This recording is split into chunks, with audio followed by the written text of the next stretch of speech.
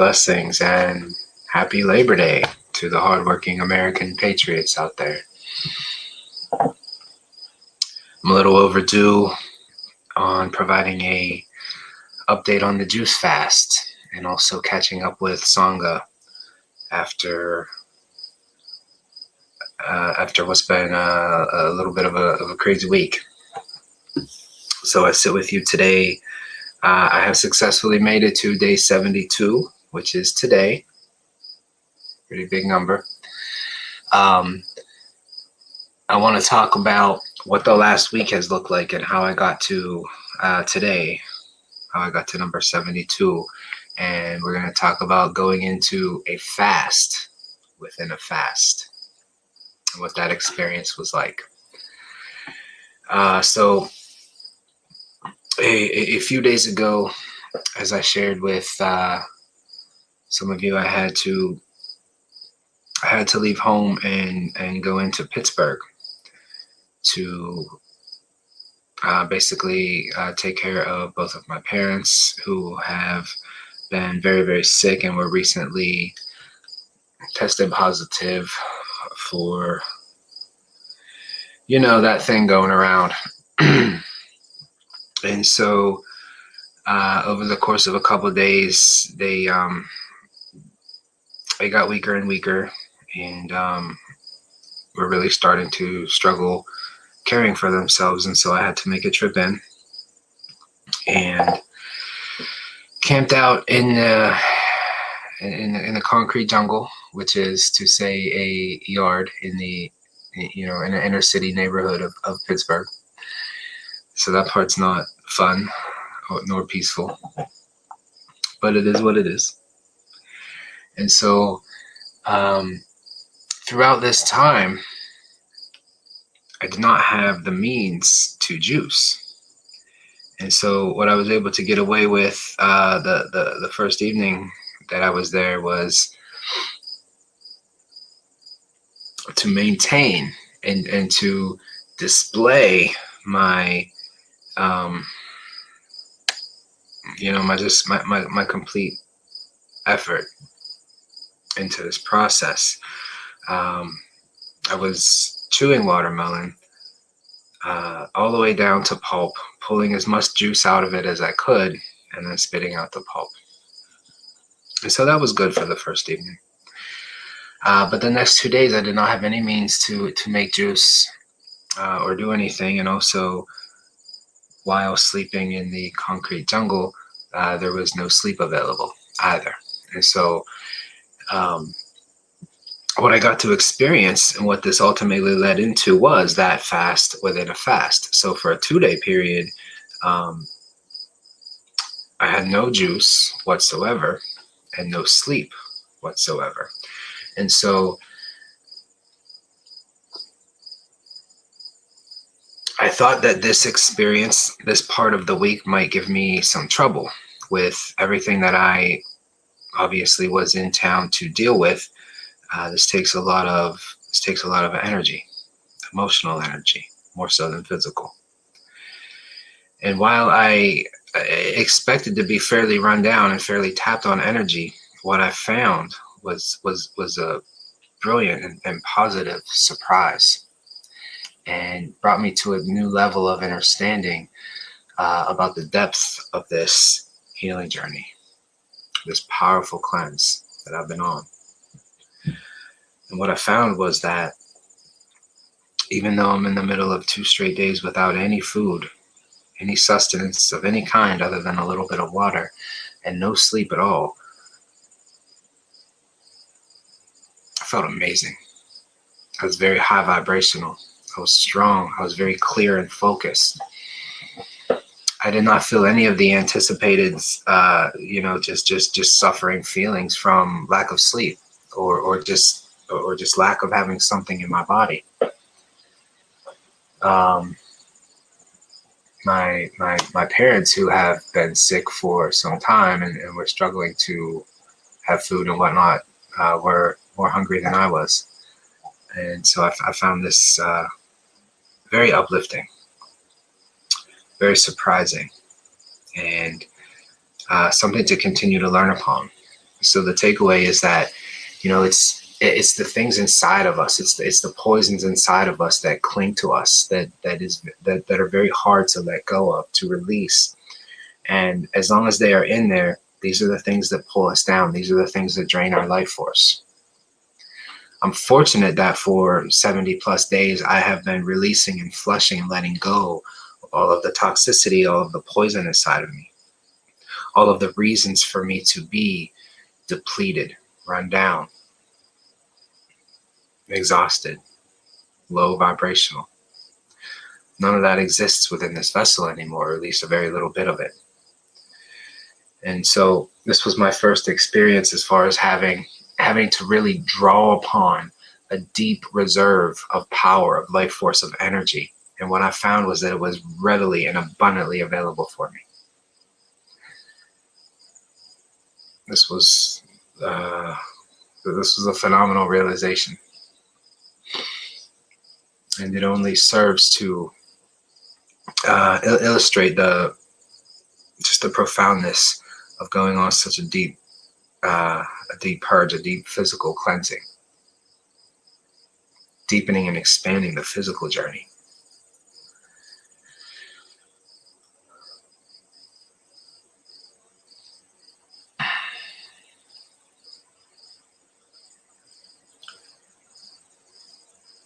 I also came to a level of peace with understanding that we're going to be affected by what we take with us. When I went to Pittsburgh, almost from the moment I got situated until the moment I left the town, my sinuses, my nose was completely blocked up. This is very, very unusual. It's a symptom. It's a symptom that I used to have to deal with quite a bit. But with simply flushing the sinuses through my my personally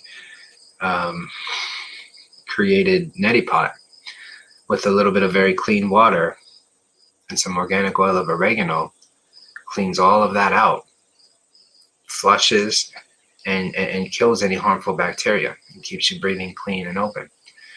And I was astonished to find that I spent hours doing that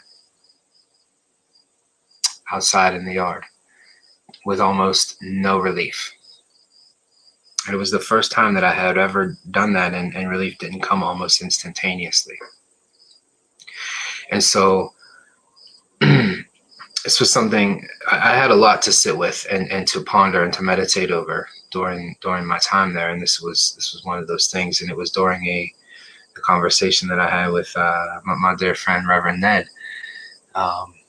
who, when the realization and the clarity came that this wasn't a physical response that I was having, but it was a spiritual response. And almost momentarily after coming into the understanding of the spiritual response, it kind of changes everything within the body, because you put your awareness in a different place.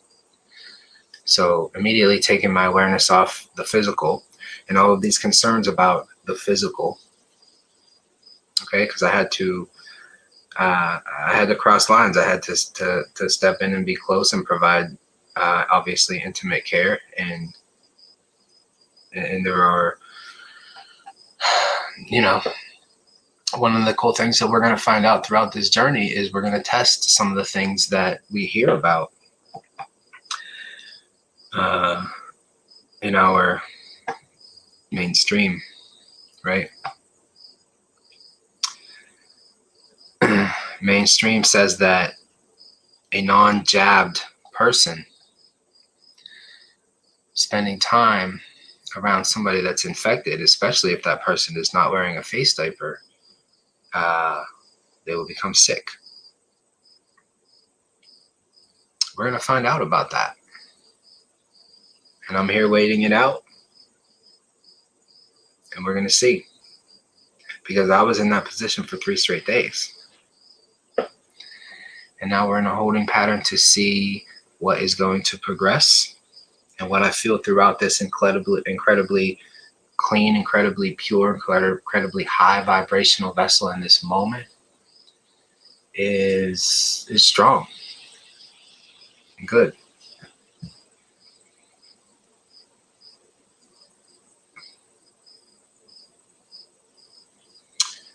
And this good feeling that I have came over me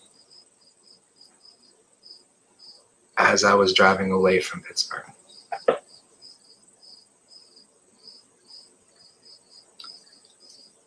There's always been some type of spiritual darkness affecting me in that city.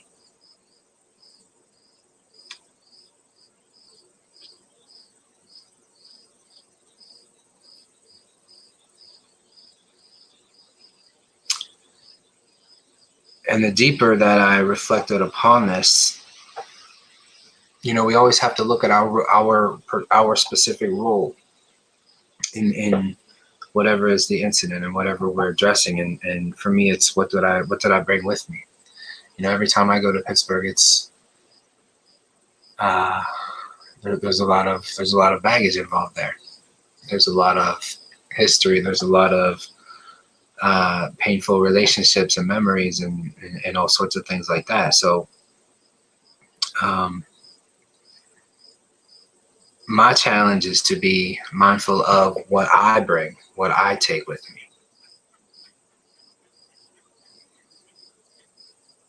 And we are all responsible for what we bring with us upon our journey. And this is every step of our journey, our physical and our spiritual, our path.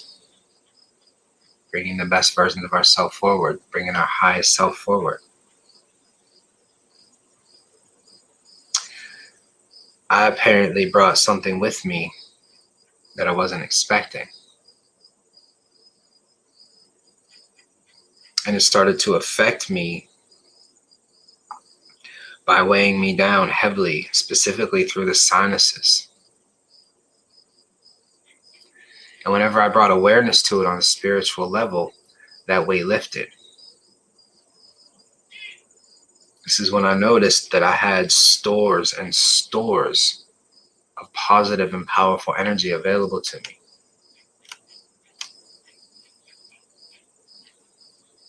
And this was on the very day that I needed it, that I had to spend the day with my mother in the hospital. And this is an experience in and of itself, especially for people such as ourselves who see the truth on such a profound and deep level. And we know that hospitals are not the place that we want to spend any time in whatsoever. And if we do, we have to be mindful and make sure that we're wearing our full armor of God. And I absolutely made sure this was the case. And for the most part, it was a positive experience. The encounters I had at this particular hospital were positive ones. I connected with kind people because I put out that energy. And I knew that within this structure, within this place where bad things are done, good people exist. And if you enter in with this type of energy, you'll be on the same vibrational frequency. And this is when synchronicities occur. So these are the people that you'll connect with. So the people that I did connect with at the hospital, for the most part, were very helpful, very kind. And I was grateful for that experience. I was also happy that there was no pressuring of jabs for my parents. No one ever even spoke about it. The experience did not end up being what you might expect. I did have to deal with a little bit of nonsense. There was some time when I had to spend some time out in the hallway while she needed some privacy in the room, just for a couple of moments. And this woman came by a few times. And at the first time she walked by me, she appeared to be rather kind and asked if I needed anything. And I simply said I was waiting outside the door for her to finish her business. And that if she saw a nurse available to assist, that would be great. She said, okay. A moment later, she walked by again and said, sir, I need you to wait in that room and make sure you keep your mask on. Once again, explained that I was waiting outside for her to do her business and that I was good, thank you. And as she walked away, she said, I need you to stay in that room. Walked away again. A couple minutes later, I was on the phone giving an update to some family. And she walks by again. Sir, you're in the ER ward. I need you to keep your mask on and get back in that room. I've already told you. You have to stay in that room.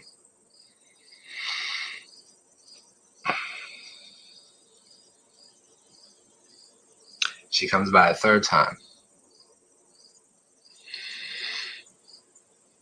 And like an AI robot, repeats the same thing as she has already said a couple times. And so this time,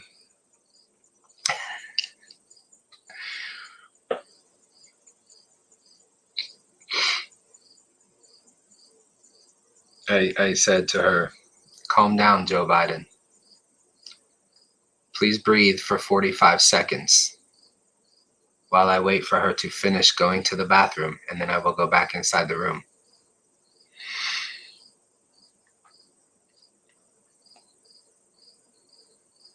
And that was, that comment was lost on her.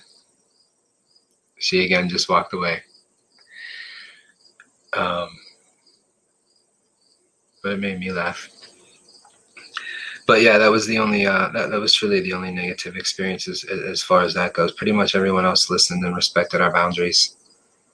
And really the only treatment that she's getting is the pure oxygen that wasn't available in the home, in the horribly smoggy and oh my God, the air quality in Pittsburgh is just awful. It's just so awful and horrifying that any community, any elected body could ever allow just such disease to enter that area, such destruction of our most precious and most pure natural resources. The air in Pittsburgh is just, it's unacceptable. It's not okay. So, I don't know. That's a little bit of the experience over the last couple of weeks. Day 69, like I said, was my hardest day. Day 69 was also my father's birthday, and it was the day that I saw that despite, you know, all of our collective efforts, that I saw both of my parents taken away in an ambulance at 2 different times throughout that day. So day 69 was hard. It felt like a lot of defeat there. But a lot of that was because of, like I said, what I brought with me.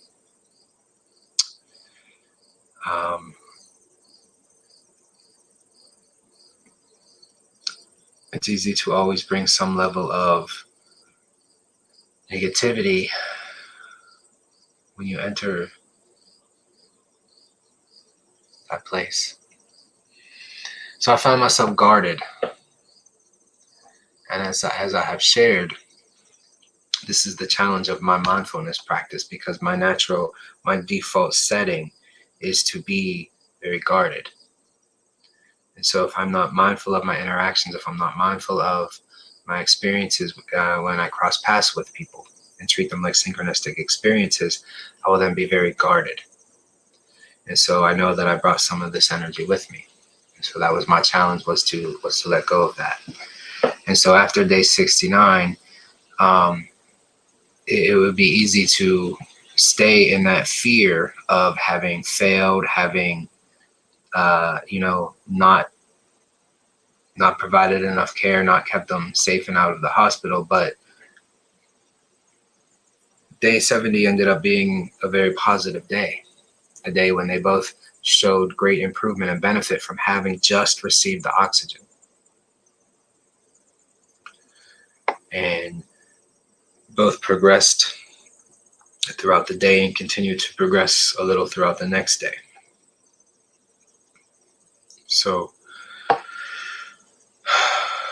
I want this update to be an update on where I am in the juice fast, because that's the main message here. And a big part of what I'm trying to illustrate is, while I personally went through a very difficult and emotionally and physically taxing experience, the fast got me through that. The fast was my strength. The fast was my foundation, because I have no toxins or impurities or things weighing me down or holding me down or draining my energy when I need it the most. So when I needed my life force the most, when I needed all of my collective energy the most, it was all available to me, without any sleep, without any food, without any nutrients whatsoever. I had abundant energy. That is the selling point of a cleanse such as this. That is what is so huge. So the way the body feels now on day 72 days without a bite of food, is one of the things that I can notice within the body now is you feel anything that's going on inside of the body, because there's not a whole bunch of just additional just substance and parasites and cravings and things. Nothing feels foreign anymore. Okay, there is not the slightest hint of any gas anywhere inside of this body. There has not been, you know how you can feel gas moving sometimes throughout the deep side of your chest, moving down or through your intestines, deep inside of your belly. There's none of that. There's not been the slightest burp or fart or anything as long as I can remember, in well over a month.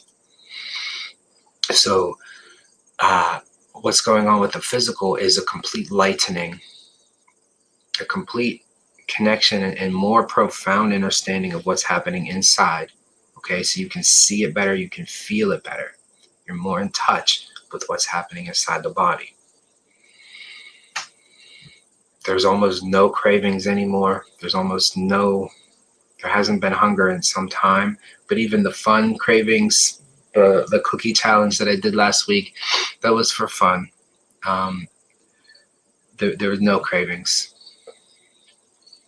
Not really. There was a moment before I realized what was going to happen that I strongly thought to myself, okay, the juice fast is important. I'm going to do what I can to hold on to it, but being there for my parents, that's the most important thing here. And if I need to eat some food to give myself the energy to be able to do that, I'll do that at a moment's notice. So I was prepared to make that adjustment if I needed to. I'm just grateful to have discovered that I did not need to. It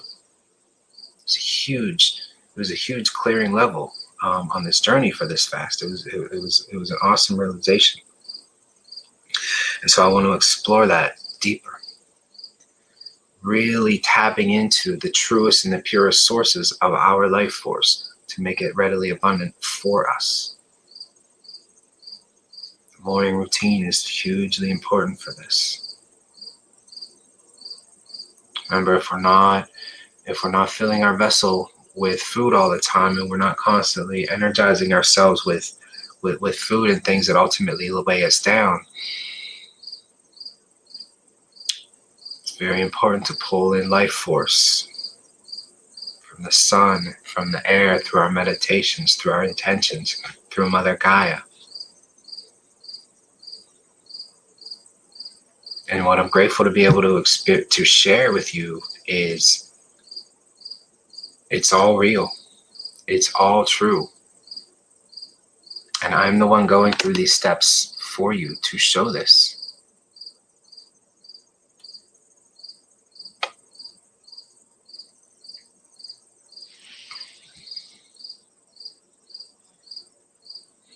So the message is, be mindful of your morning routine. Be mindful of the things inside of the body that really sap the life out of us. And the only way to truly get past that, the only way to truly get these things out of us is to cleanse, is to purify the physical. This is why it all starts with the physical. We clean the physical temple first, and this allows us to move forward into our spiritual path. I want for all of you to experience this level of peace, this level of clarity, this level of access to pure energy at any time. And I'm also in that, if you listen to the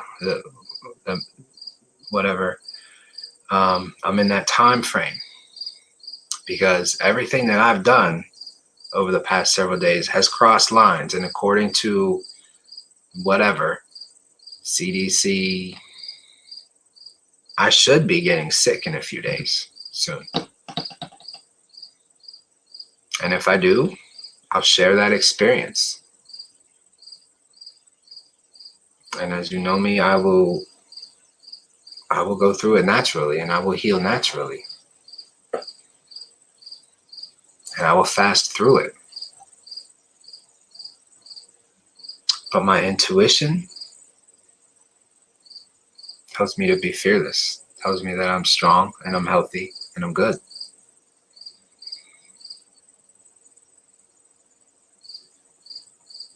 And I think this is an important time to share what I'm going through. And so I will continue to do such. And sorry that this update is a little bit longer, because of what I've had to do the past week. I've been MIA from the channel and from the Sangha. And so I wanted this to serve as more of a complete update on, where things are, where we are with things. Very, very grateful for those of you that have sent prayers to my family. Very, very grateful to those of you that have reached out and checked in on me over the last couple of days. The love and support means everything, as always. So thank you for being there. We will get back into our private Patreon group. We will get back into our awesome morning routines tomorrow. And just excited about where this is going. Day 72, 90 is right around the corner. I'll get to 90 in 18 days, right?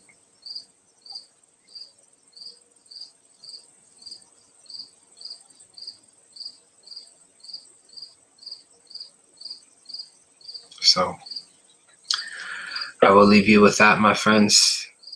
Thank you for your time. And I look forward to getting back into our more regular routine. So please keep in mind what I said about the morning routine. It is very important, very profound.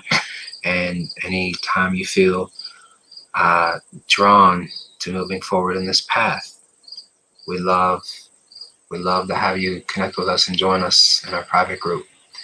You can find the link in the description here. I think the same message is going out on all three of our channels. I'm also happy to say that the main channel, as of today, the main Engaged Reiki channel today, the first strike, that first suspension that we got way back in July, has been released. So you don't have to tiptoe quite as much for a little while. So I'm very happy about that. That's good news. So despite the troubles and the illness and everything that family is going through and what we are going through personally, there are good signs and there are synchronicities and there are blessings in abundance. And this is where we have to keep our awareness, because the awareness of our blessings will keep our head above water at all times. And what is readily available to our head above water? All the air we could ever need. Love the air, my friends. It's precious. Namaste.